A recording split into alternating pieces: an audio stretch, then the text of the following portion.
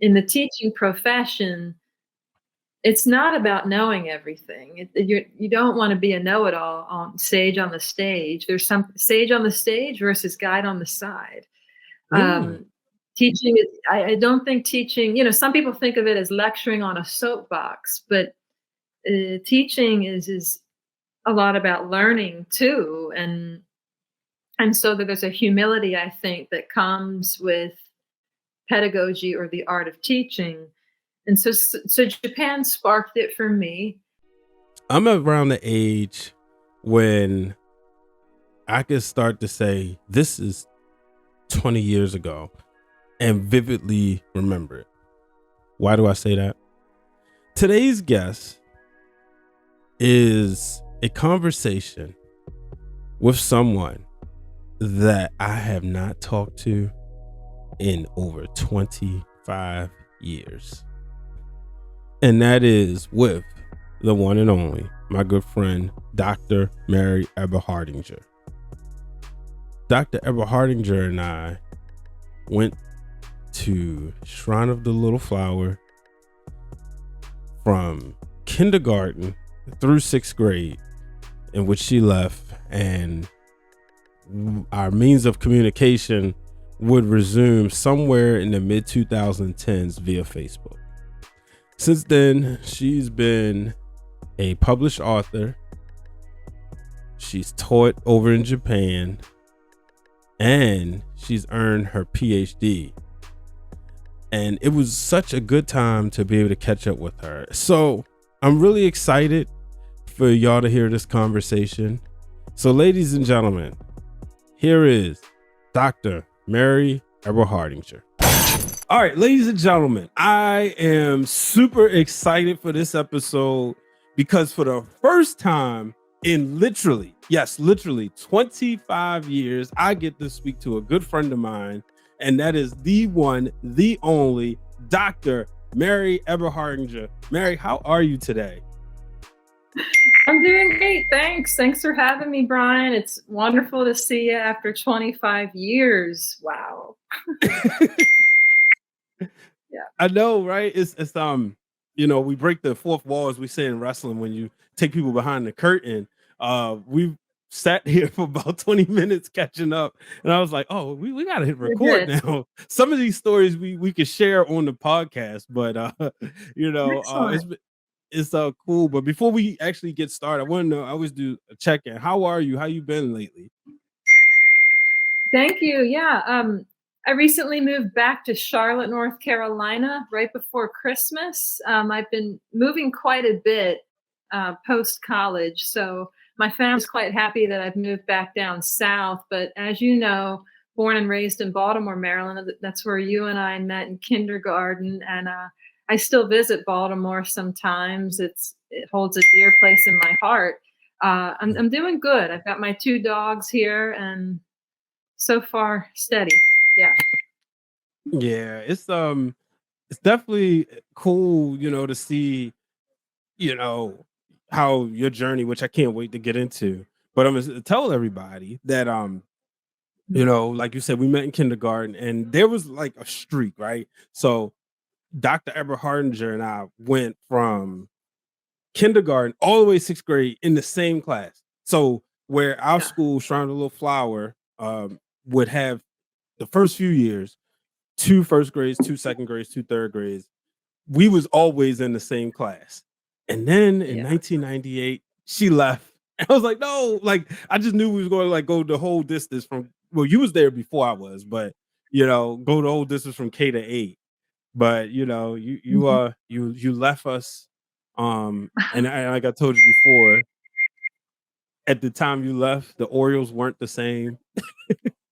And the reason why I bring that up, because we was like, so I always talk about like that 96 team, 97 teams, like my favorite Orioles teams, and the 14 team as well. But like we were in the thick of it, and every day, us talking about baseball and stuff like that. Yes, Cal Ripken, Roberto Alomar, Rafael Palmeiro. Oh my God, Chris Hoyles, all them people. We would go back and forth, and I was very tomboy at the time, and I was all into sports, and we connected, Brian, because of sports. Yeah. Well, I remember you being very good at recess soccer too. Uh, yeah, I would, compete with Christina Zerhusen. Mhm. Remember? We would all Yep. play in the courtyard and fall and scrape our knees, go to the nurse, and it was like proving ourselves. And it's something about the Northeast being involved in sports is Mm. kind of a rite of passage. But when I moved down south, Brian, things kind of changed. So anyway, Really? a little bit. I mean, So you didn't play as much sports no more? actually, okay, I did do varsity softball in Okay. high school, and I considered playing in college, but I didn't. And so, I mean, I still love sports, but I went kind of the school route and took school as far as I could take it. And there's something I always thought about growing up in the northeastern city and like playing ball in the yard or at the church or just Adam and I, my little brother, as you know, Mhm. it was just kind of an identity marker. It's how you made friends. It's how you asserted yourself with people. Yeah, I remember, and I mentioned to you before. I remember Adam being like a five-tool athlete at 10, 11 years old. Him playing baseball and playing soccer, from what I remember. And Yeah. whenever we would All all like play kickball, he would always kick the ball deep. So you certain memories they just stay with you as a they child. That's sweet of you to remember that. And he was pretty talented. I always thought he would go professional, but he's doing great. He's here. He has a 17-year-old daughter. He's getting married in May next month. And so I get to go to a lot of fun weddings this summer. Oh, that's amazing. Congratulations to Mhm. him. Congratulations to you too, gaining Thank you. members of the family. So that's That's right. always Thanks. awesome. So how Yeah. did you decide that you really wanted to get into like the communications field and, as far as like, understanding what you wanted to do professionally? Sure. So I did my bachelor's, master's, and doctorate all in communication. I followed it. I liked it. And what I did maybe a little different from you because you did communication as well. Hmm. It seems that you went the applied route, like hands-on video production and creative things. Now I'm a writer, and I've written a book. I'll drop the link in the chat if you're interested. It's a Oh, book definitely. about gift giving, but I went kind of the theory and philosophy route of communication. So teaching it, doing intercultural communication, public speaking, communication theory. That's what has brought me in different areas. I've lived, in a few different countries and areas of the United States, and I'm very grateful that I could do that. So yeah, communication as a discipline, and then there's many fields under it, like public relations, marketing, advertising. The fields under the discipline. So I've been in the discipline for a while. So I Mhm. started studying in 2004 at UNC Charlotte, and my first job out of college was in Japan. I taught English in Japan. So Now let's talk about that because I remember, being on Facebook and seeing you over there when we got like connected somewhere during that process. we did, What was it yeah, like to, you're uprooting your life, especially you being as close knit to your family. So very what was much it so. like to go to Japan and teach? And how does that work? Especially like how long did it take you to learn their language as well? Absolutely. Very attracted to Japanese culture, way of living, philosophy, food, the language. I started studying the language in college. Really, the teachers appealed to me. How do you get interested or motivated or get a spark into any foreign language. And, there's something there. Maybe it's the films, the pop culture, the music, maybe it's the food, maybe it's you have a romantic involvement. I mean, that's a big driver actually to learn the language. All the above. I studied Japanese in college. I studied abroad, and then I said I need to keep. I haven't learned enough. There's so much to learn. I did something called the JET program, Japan Exchange and Teaching Program, for 2 years, and I lived in rural Japan, like rice paddies, cherry blossoms, riverbanks, beautiful mountains. And that's the thing is the program plops international people in rural areas where there's not as many white and black faces. So Japan, quite homogenous, a lot of Japanese people. But then World War II and things open up in terms of internationalization. Anyway, the program deals with intercultural exchange and getting English speakers in different rural locations. So it's an amazing opportunity.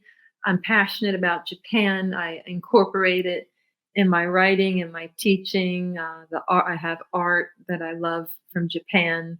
My two dogs are Japanese chins. I'm really into it. So it made a huge impression on me, and I love to share it with people when I get a moment. So yeah. That's pretty cool. Yeah, I gotta ask you about the baseball culture. Did you get a chance to check out some of the baseball games over there? Absolutely. You know Mhm. it. Brian, I've never seen more coordinated calisthenic cheerleading from the fans go like synchronized, like vocal and hand gesture all in unison. Like we do the wave, right, at Mhm. Camden Yard, but it is a whole different level of cheering on the home team. So I lived in Osaka for a while. So there's a Hanshin Tigers, and baseball is different over there. Brian, performance enhancing drugs is really frowned upon. I want to say it. I mean, I don't know if it's completely illegal, but it's a lot less utilized over there. Mhm. And as much as I love Japan, people call it small ball. I don't. It's kind Oh. of a derogatory labeling because over here in the States, we do have performance enhancing drugs, right? And not saying it's positive or negative, but it makes it hard for Japanese ball players to break in to the MLB because I mean, the body stature it's hard to be competitive. I mean, we have some players that make it Mm. over here from Japan, but anyway, it's just a couple of things I noticed. I'm sure you're aware the performance enhancing drugs and just it's hard to compete with our Yeah. players, I think. What do you think? No, I mean, yeah, it now makes sense when you see somebody like Ichiro, Shohei Otani, just to name a couple, like they are amongst the best of the best, but then like we had like Adam Jones go over there and he always speaks highly of his experience over there. And it's like felt like he was almost treated like Ken Griffey Jr. was treated over here back in the day. Yes. That's the thing. It's big in Japan is this kind of phenomenon where you're treated with great respect and I want to say sometimes admiration and the hospitality and the welcomeness and hosting. I always tell people go and check out Japan and be a guest in their culture and you won't regret it. It's a wonderful experience.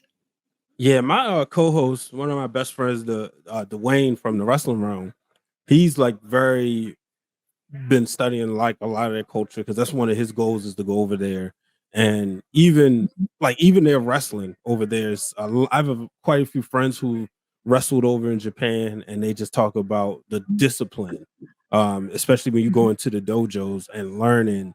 And for me, I want to go to the Tokyo Dome, where we have WrestleMania.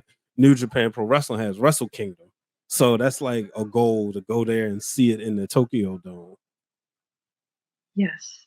Yeah, dojo, that philosophy is very appealing, and the discipline is a good word, I think, to use here with mindset, with training, with everything. So, yeah. Mm. Now you going into communications, but then you going into the education route. And I remember there was a time when I was in Connecticut and you was in, if I'm not mistaken, you was in Massachusetts. And Yes. we were Mhm. supposed to like connect then. But what made you decide like really to focus on the education side as opposed to the other divisions of communications? Right, yeah, because you went a different direction with communication. I call Hmm. it more applied communication. I went more theoretical. So, really the experience in Japan, working, Okay. with middle school and elementary school students, connecting with them, developing immediacy with them, exchanging was so meaningful, was so rich, and I just pivoted the Japan experience into more teaching. I love speaking with people, relating with people, listening, and just being genuinely curious. And hey, we're not genuinely curious about everything, but Mm. in the teaching profession, it's not about knowing everything. You don't want to be a know-it-all on stage on the stage. There's some sage on the stage versus guide on the side. Mm. Um, teaching is, I don't think teaching, some people think of it as lecturing on a soapbox, but teaching is a lot about learning too. And so that there's a humility, I think, that comes with pedagogy or the art of teaching. And so Japan sparked it for me, Okay. and I came back into grad school and was a teaching assistant, and just kept kind of building my experience from Japan, teaching junior high school students, and then grad school you're a TA, you're teaching college students, and then I'm continuing to teach college age students, and it's very rewarding. Enjoy it. So. What up? It's your boy Blue Magic, owner of For Your Wear and one half of the Mixed Tag Show. Now, I know you've seen the announcements from some of your favorite podcasters and wrestlers. I've decided to expand my business to become a vendor so that people from the wrestling community have a better way to communicate with some of their favorites. So check out foryourwear.com and see if your favorite podcaster or wrestler has partnered up with me. If not, let them know that they should. Also, if you're looking for a vendor for your merchandise, reach out to me at Blue Magic Grind, spell how it's down on Twitter or Instagram, or at For Your Wear, FORURWEAR, on Twitter and on Instagram. Shout out to Brian H. Waters and Breaking Through Glass Ceilings. Their merchandise are already up, and they're one of the first ones that's reported, so go support them. All right? Peace. Did you have Mhm. any? I gotta ask you this question, especially for those. Shout out to everybody from Shrine of the Flower who's listening to this great Yes. reunion.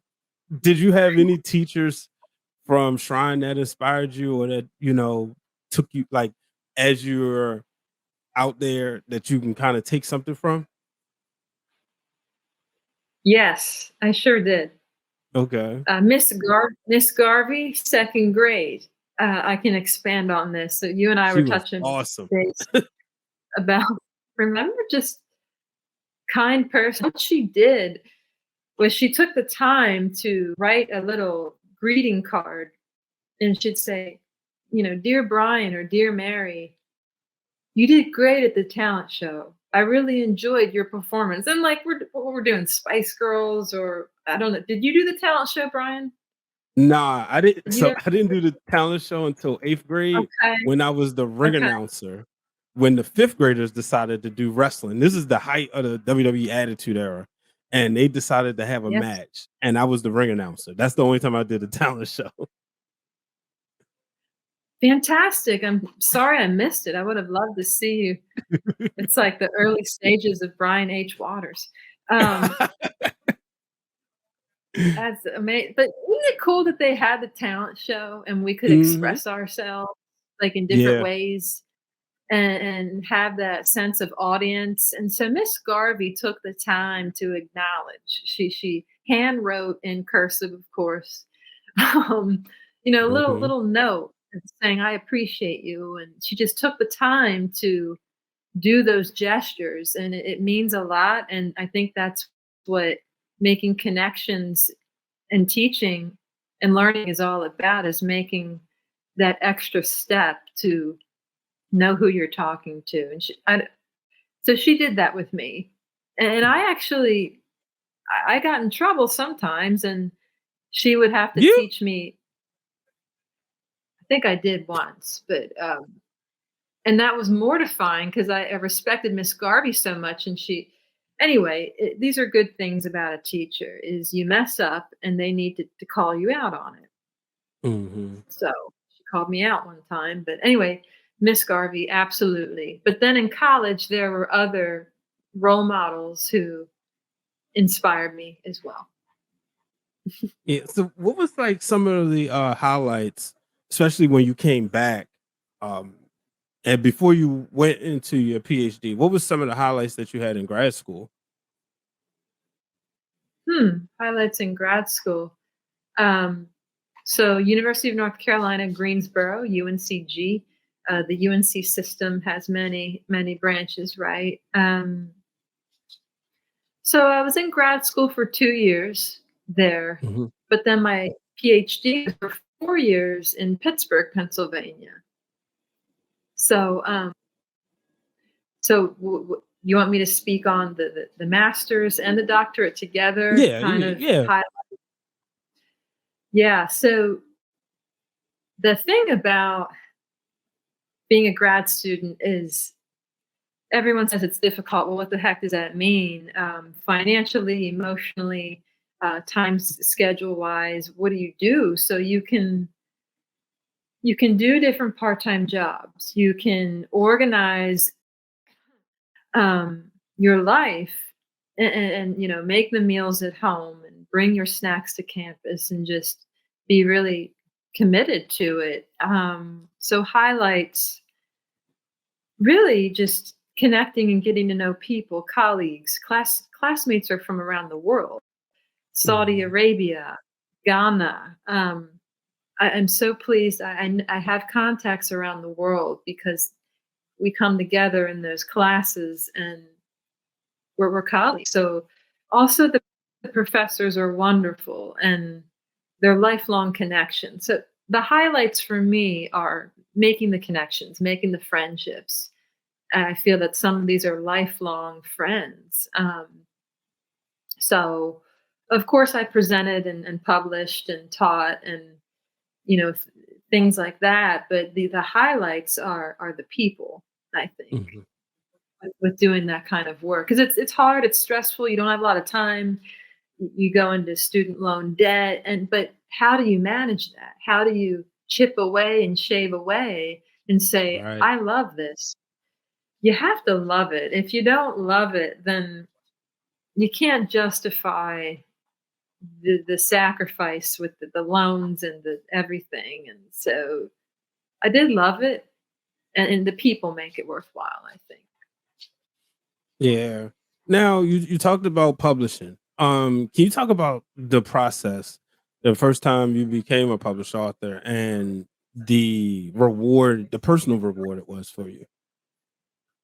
Oh, sure. Yeah. So publishing is something that they encourage in grad school and in academia, and everyone's in different paths, different paces with this. The first time I published, to answer your question very directly, was okay. 2012. I graduated from my master's, and I was able to turn my thesis into an article.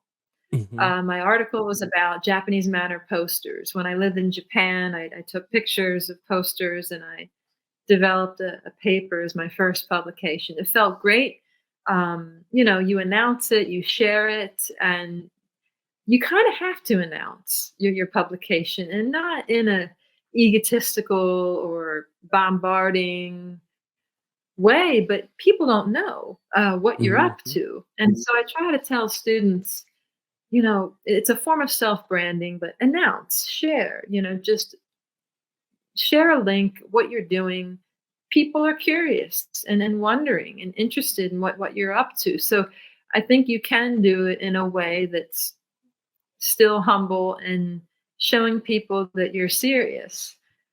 So 2012, I published my first essay. I've published a handful of stuff And fast forward to 2020 in the pandemic, my dissertation is about gifts, Mhm. and I did adapt it into a book. So I turned it into a book, um, right during the pandemic, and I'm very happy about it.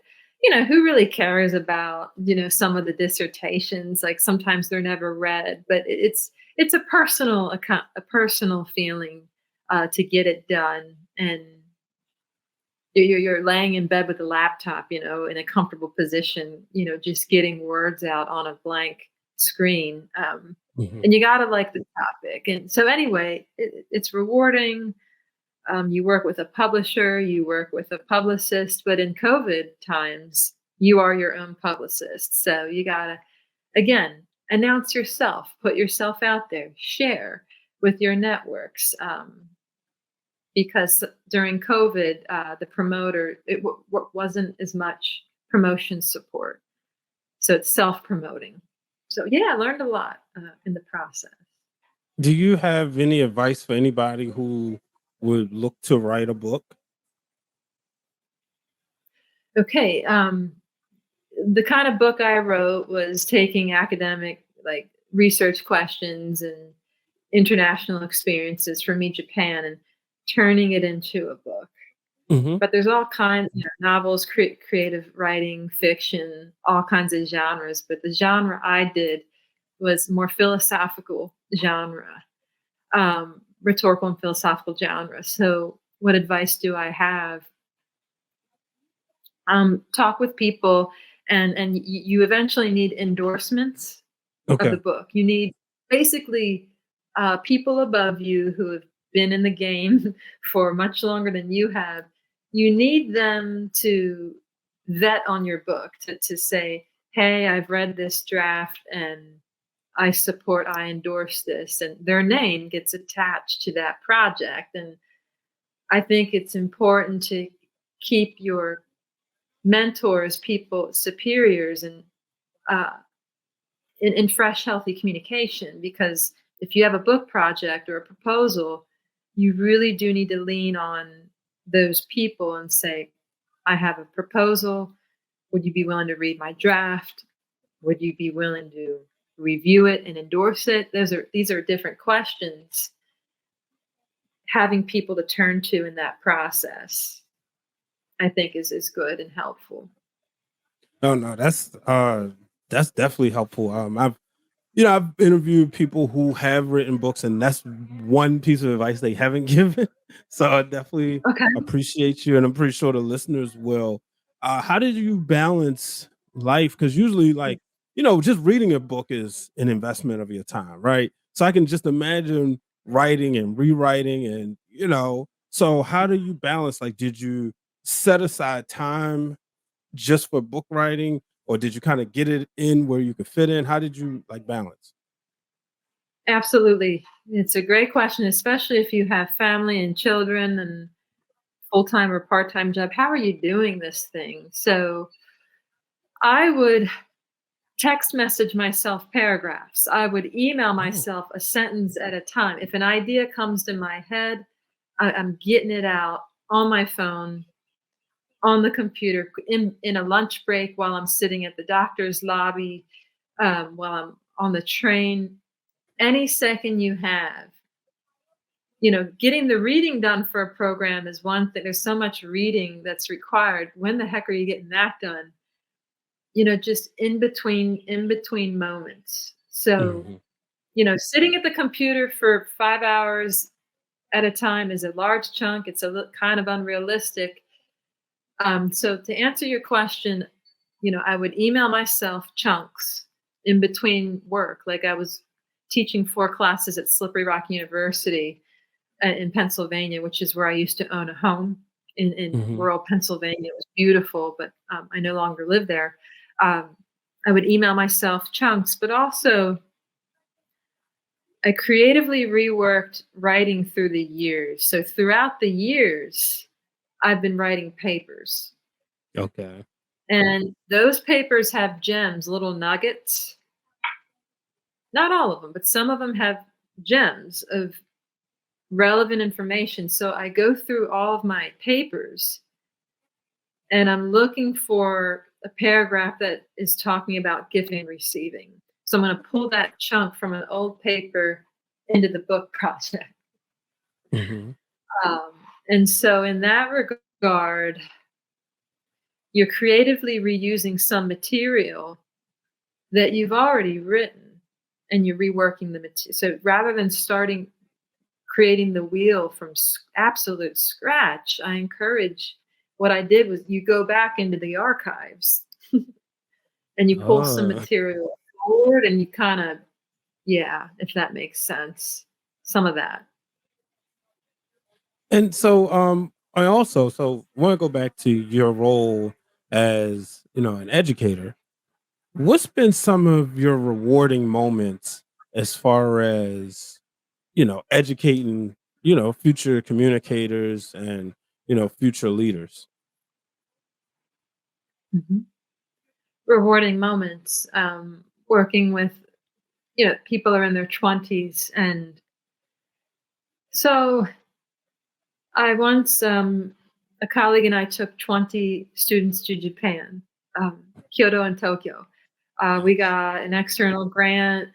It was fabulous. And first time that they were being plopped in Tokyo, it's such a shocking experience. I was able to be boots on the ground with them, sharing the experience, that we're talking together. Sometimes I would translate some Japanese on the spot when needed in the bus or on a tour, and really rewarding to be a part of their discovery process. So that's like a big, I guess that's a highlight. You asked me earlier, what are some highlights? That was a highlight in my teaching career, was taking Mhm. students to Japan. Um, so that's always great. And I get to know some of them as people and what they're up to. They're playing band and shows on the weekends. And when I lived in Boston for 3 years, I would go out and support some of their shows and what they're doing and just show there. So it's a lot. It's very rewarding working with people, especially in Boston. They're very passionate students at Emerson College. Mhm. It was a lot of fun. So. Do you have a favorite city that you've lived in outside of, let's say you take away North Carolina and let's take away Tokyo. Do you have a favorite place that you've lived in? I mean, take away Japan in general. Yeah. Favorite place. So, huh. Born in Baltimore, I now live in Charlotte. Mhm. Boston was very interesting culturally. Expensive, very expensive. So going from Boston to Pittsburgh, I was like, ooh, this is a lot more livable. Yeah. But just Boston has so much to offer. People are interesting and intellectual, and um, maybe not quite the diversity that I would appreciate in like Baltimore City or Mhm. Charlotte. Um, when I lived in Ellensburg, Washington State, it's a rodeo city, and it's kind of like the Old West, and people have horses, and it's a very artistic city, and people are great. So I really loved it in Ellensburg. It's just very far away from my people, so it Yeah. was difficult. When you was in Boston, did you get a chance to go to the Big E in Springfield? Oh, in Springfield, Yeah, in Springfield, what was it? Mass. The Big E, they're like, it's like their state fair. I did not get a chance to go. What is that? So, like, how we have the Maryland State Fair? Yes. Yeah, so they have something like that there.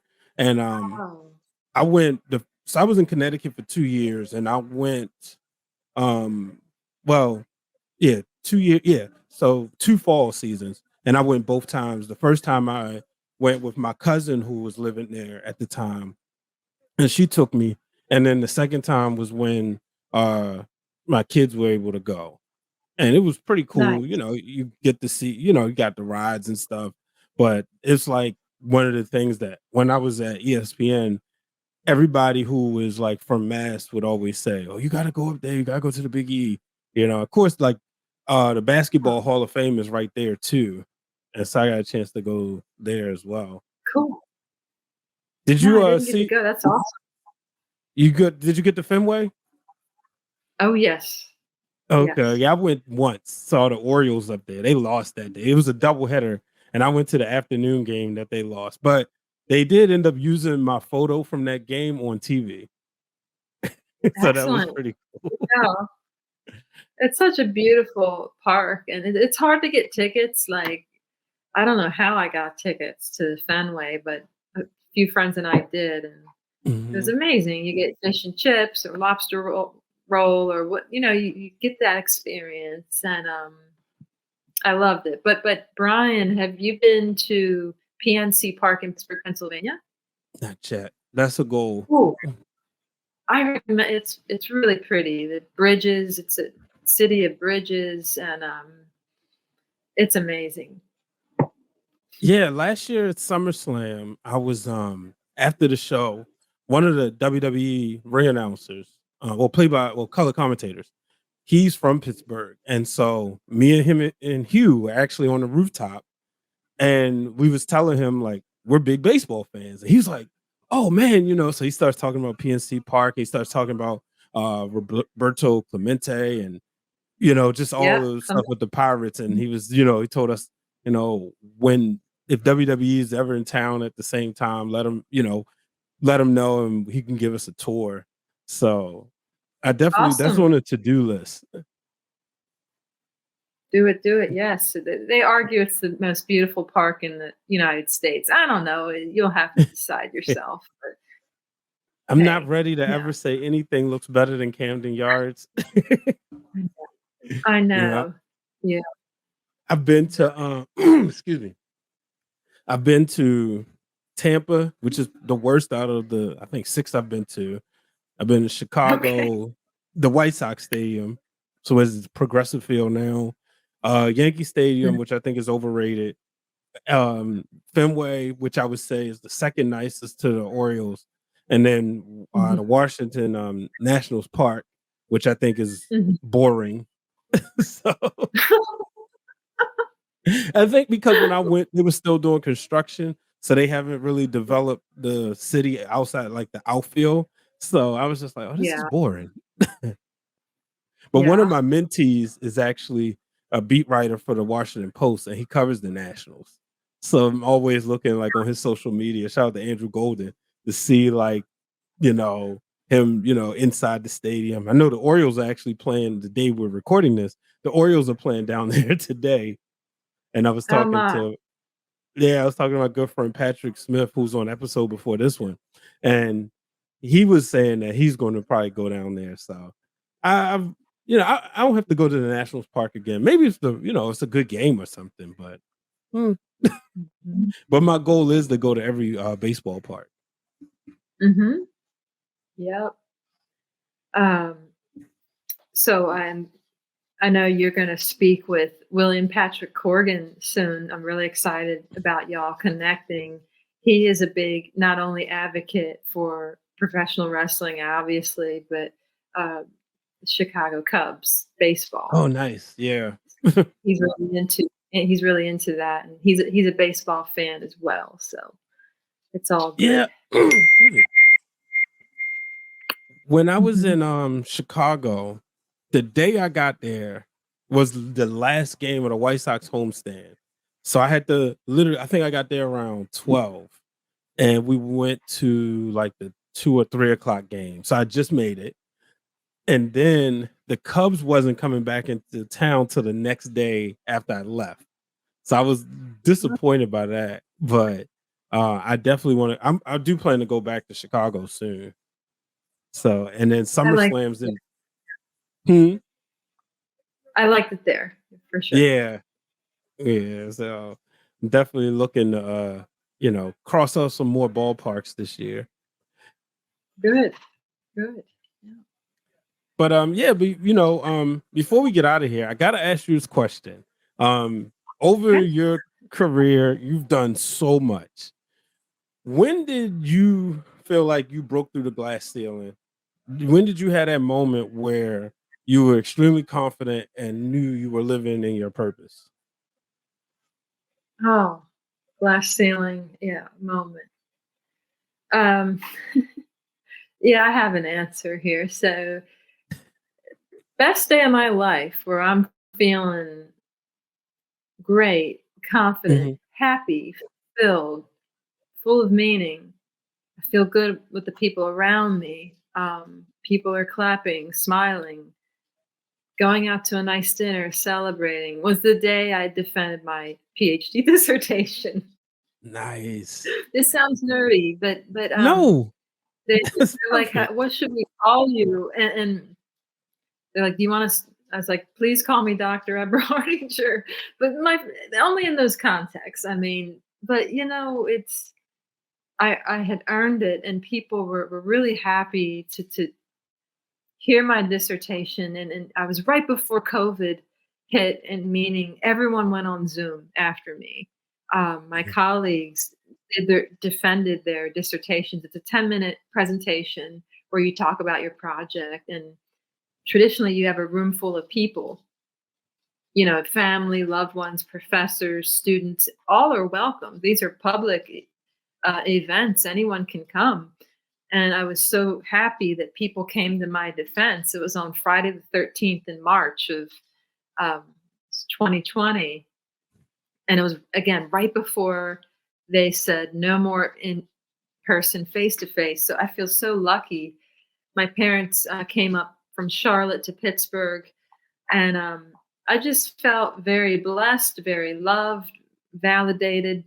Um, I did it, and we got it on video, and we went to an amazing Italian restaurant in Pittsburgh called what's it called? Liberty? I don't know. But Pittsburgh has a lot of great restaurants. And it was just fun, and I felt good. And so I feel like I broke through that moment. And so one more thing about defending, it's a Mhm. formality. At that point, you've kind of already proven yourself through writing a 200-page paper, and they've approved it. And okay, now just talk about it. Can you just for 10 minutes? There's a room full of people. You're going to sit behind this desk. We need you to talk about the 200-page paper in 10 minutes. At that point, you got to know that you know what you know, and don't let nerves get to you. You've already proven yourself. So just relax, try to enjoy it, and talk about something you know. And that's what I did, and it felt great. So yeah. That is amazing, Dr. Eberhardinger. I remember when you posted about it. Um, Thank and you. like you said, this is during the beginning of COVID. So at that Yeah, time, I was working at Johns Hopkins Medicine, and awesome. you talk about being on. I would never say the front line, because that's reserved for the caregivers, Of but course. being responsible for making sure the communications is going out right, connecting the doctors with the media, and mind you, all this stuff is coming in at 100 miles an hour, and we're trying to figure out way. I'm trying to figure out ways to how can we update things social media wise in a way. So I'm constantly on social media. So I have to say, like, when you posted about this, it was like a light during a time that was essentially dark for a lot of people. So I was super excited to see that. Thank you. It's awesome that it was a light during kind of the beginning of a dark time, and kind of got through. Yeah, that's Yeah. cool. I love that you worked at Hopkins, and I know you won some awards there for your work, and that's so awesome, Brian. Thank you. It was one of those things where I was, coming back home from ESPN and needed a job, and the right agency placed me there. Obviously, I'm still cool with the guy. Shout out to Dustin Douglas, who said, like, Mhm. man, like, this is a good fit. They need somebody who, like, is social media savvy. And I was at ESPN where I was doing video production, but I switched to the social media team, and ultimately it changed my career and the trajectory because I was just able Mhm. to learn more. And that time at Hopkins, science was my worst class. Like even going back to Shrine, I was terrible in science. But Uh-huh. the only class I've ever failed, which was an IB biology class I had no business taking in high school. My teacher ended up being my manager, and she was the best manager I've ever had. And so, she Uh-huh. always like opened the door for creativity for all of us. And so we had a solid team, and that's what made it so much fun working there. Nice. Having that manager and some creative freedom. That's great. Yeah, so it was pretty cool. But yeah, before we get out of here, let the people know where they can find you if you want to be found. But more importantly, where they Okay. can check out your work. Okay. Can I drop a link in the chat here? Okay. All right. So I'm going to share a link to my book about gifts, gift giving and receiving as a form of intercultural communication that breaks through linguistic barriers. When you don't speak their language, gifts communicate the inexpressible. And we give in a lot of other ways. We give our time, we give our energy, and our, our attention. So gift is really thinking about it abstractly and creatively.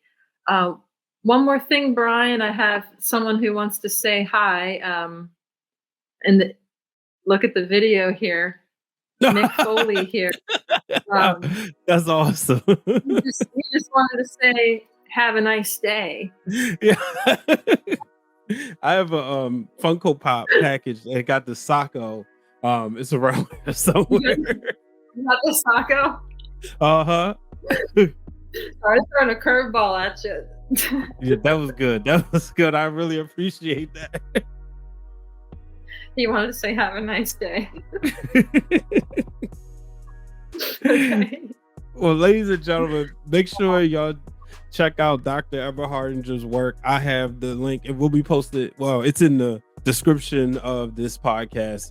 So make sure you check it out.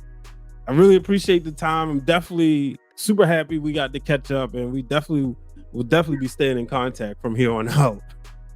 We sure will. It's such a pleasure to be on your show, Brian. Congratulations on all your shows. And I'm thrilled to see your progress and achievements. And I'm happy to be a friend all these years. So thank you for having me. Absolutely. Absolutely.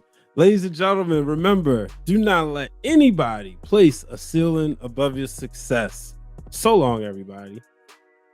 Thank you for listening to the podcast, ladies and gentlemen. You can support this podcast by going on foryourwear.com. Go to personalities and see Brian H. Waters. There you can get Breaking Through Glass Ceilings t-shirt or a hoodie, as well as a No Ceilings Above Success t-shirt. Go to foryourwear.com. Make sure you also check out some of the other podcasters and professional wrestlers as well.